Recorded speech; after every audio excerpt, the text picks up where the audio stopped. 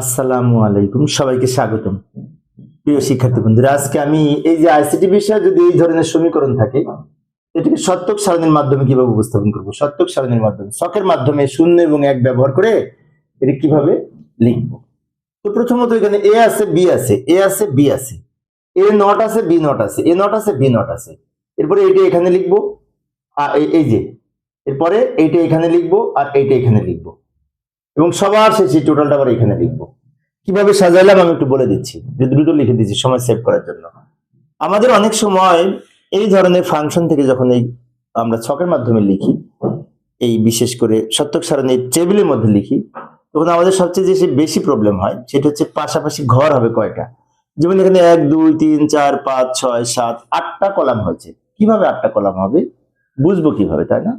উপর থেকে নিচের দিকে ইনপুট যদি দুইটা হয়, উপর থেকে নিচের দিকে 4টা সারি হয়, এটা তো আমরা জানি, কমন ফিক্সড। বাট কলাম কিভাবে হবে কতটা, সেটা কিভাবে বুঝবো? ভালো করে লক্ষ্য করি। এখানে এ আছে, বি আছে, তাহলে এ এবং বি এর জন্য দুইটা কলাম হবে। আবার এ নট আছে, বি নট আছে, তো এ এবং বি নট এর জন্য দুইটা কলাম হবে। আবার এ নট বি নট গুণ করে একটা আছে, এ নট বি নট গুণ করে একটা লিখবো। এ নট বি নটের উপর আবার নট আছে, তার জন্য আবার আরেকটা লিখবো। প্রথমে গুণ করলাম, তারপর গুণের উপর আবার নট দিলাম। এরপরে এইটার জন্য একটা অঙ্কন করব। তাহলে এগুলো সব আলাদা আলাদা করে আমরা এইদিকে অঙ্কন করেছি। এবার ফাইনালি সবার শেষে এই সূত্রটা টোটাল এখানে লিখে দিব। মানে কি, এইটা আর এইটা, এই যে এইটা আর এইটা দুটো যোগ করে লিখবো। প্রথম অংশ যোগ শেষের অংশ, এই যে এখানে যেটি ছিল এখানে লিখে দিলাম। এইভাবে আমরা হিসেব করব, যে ছোট থেকে এদিক থেকে লিখতে লিখতে যাব, টোটালটা শেষে হবে। এখন এর মধ্যে আমরা শূন্য এবং এক ব্যবহার করে বিন্যাস করব, পূরণ করব। এই তিনটা চারটা যদি বিন্যাস হয়, তাহলে শূন্য থেকে 3-এর বাইনারি, শূন্যর বাইনারি শূন্য, একের বাইনারি 1, 2-এর বাইনারি 1 0, 3-এর বাইনারি 1 1, আর বাম দিকে শূন্য দ্বারা পূর্ণ করে দিব।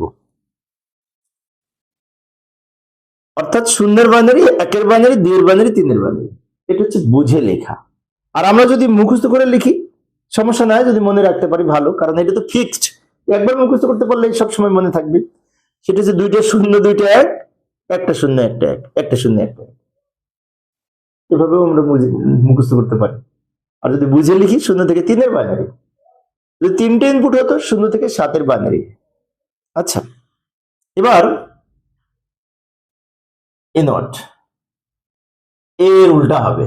শূন্য থাকলে 1, শূন্য থাকলে 1, 1 থাকলে 0, 1 থাকলে 0। এবার বি নট মানে কি, বি এর উল্টা হবে। শূন্য থাকলে 1, 1 থাকলে 0, 0 থাকলে 1, 1 থাকলে 0। এবার শেষেরটা এইটা, তাই না?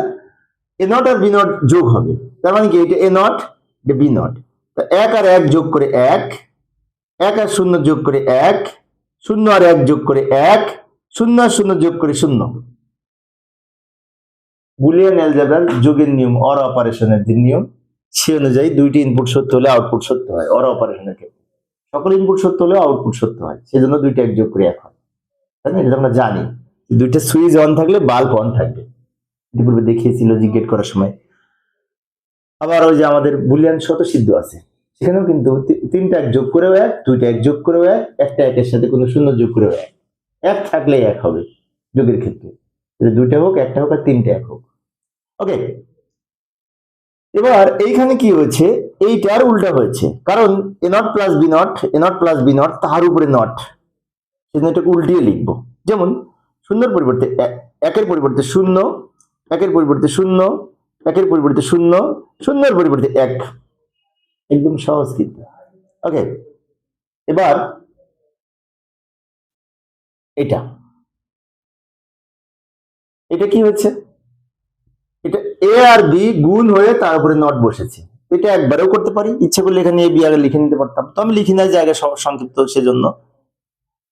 এখানে আমরা কাজ করতে পারি, এ বি গুণ করে তার উপরে নট হয়েছে, মানে ন্যান্ড হয়েছে।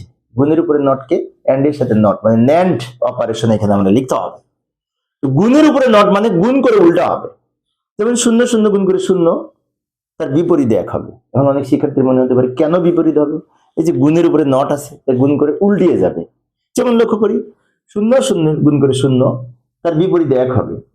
1 আর 0 গুণ করে 0, তার বিপরীত 1 হবে। 1 আর 0 গুণ করে 0, তার বিপরীত 1 হবে। 1 আর 1 গুণ করে 1, তার বিপরীত 0 হবে।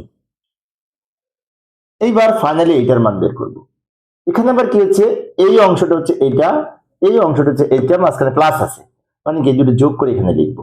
0 আর 1 যোগ করে 1, 0 আর 1 যোগ করে 1, 0 আর 1 যোগ করে 1, 1 আর 0 যোগ করে 1, সব যোগ করে লিখে দিলাম। সবগুলো 1 হয়েছে, তাই না?